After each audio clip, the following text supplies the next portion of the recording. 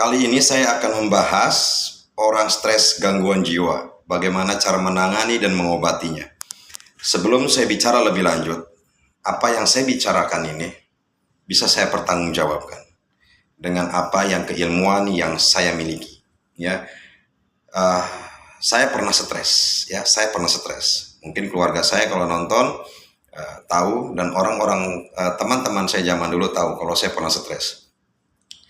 Stres itu, ya, ODGJ itu benar loh adanya ketika ada yang membisikkan, setan yang membisik itu benar, ya. Hati dan pikiran tidak sinkron itu benar. Tapi Allah kasih kelebihan buat saya, menolong saya dengan batiniah saya agar saya bisa mengobati. Dan singkat cerita saya sembuh dari stres gangguan jiwa itu. Sejauh ini sudah 4 orang, ya, yang saya sembuhkan total, ya. Mudah-mudahan orang yang nonton, bro, sehat selalu buat kalian semua. Jadi untuk penanganannya, yang utama apa sih penanganan orang stres itu? Orang stres itu, dokter, perawat, yang utama adalah keluarga. Ingat itu. Orang gangguan jiwa itu harus punya teman untuk diskusi, untuk komunikasi. Itu yang lebih penting di rumah itu, ya. Awas. Ingat, jangan cuek. Kalau ada keluarga kalian yang gangguan jiwa, yang stres, jangan cuek. Coba kalian pikirin, kasihan dong. Dari kecil yang lucu-lucunya bermain, ketika besar stres gangguan jiwa dibiarin, kasihan dong, ya. Masya Allah, kasihannya, tolong dibantu, ya. Jangan cuek, dibantu, ya.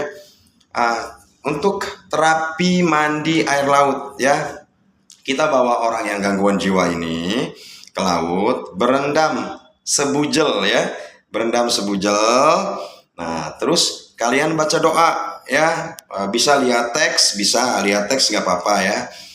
Kirim Al-Fatihah, ya, khususon ila jasadi, buat si stres ini, ya, gangguan jiwa ini, 7 kali Al-Fatihah, ya. Baca Al-Fatihah 7 kali, terus baca doa nubuat 1 kali, ya.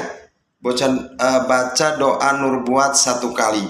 Nah, pas bacaan hajati, nah, sebut hajat kita di situ agar si A ini sembuh dari gangguan jiwanya, seperti itu.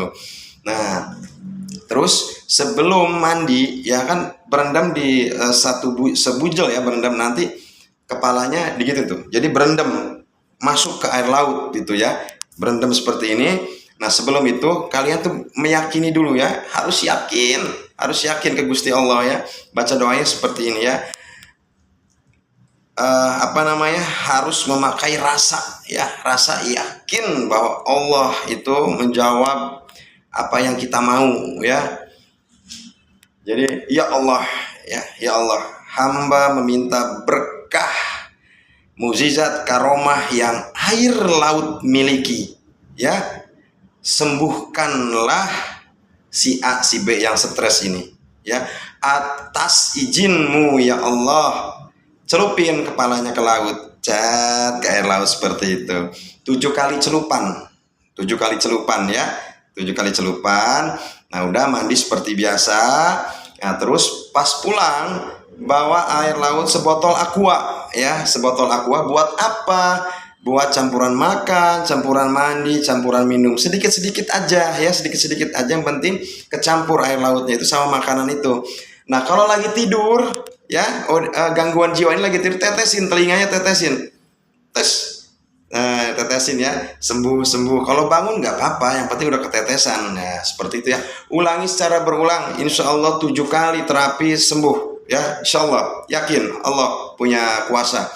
Nah, Bang, rumah saya jauh dari laut dan nggak ada laut, ya. Yang pertama, usahakan dulu harus bisa mandi di laut. Nah, kalau benar-benar nggak bisa, pakai garam krosok, ya, garam kasar, ya.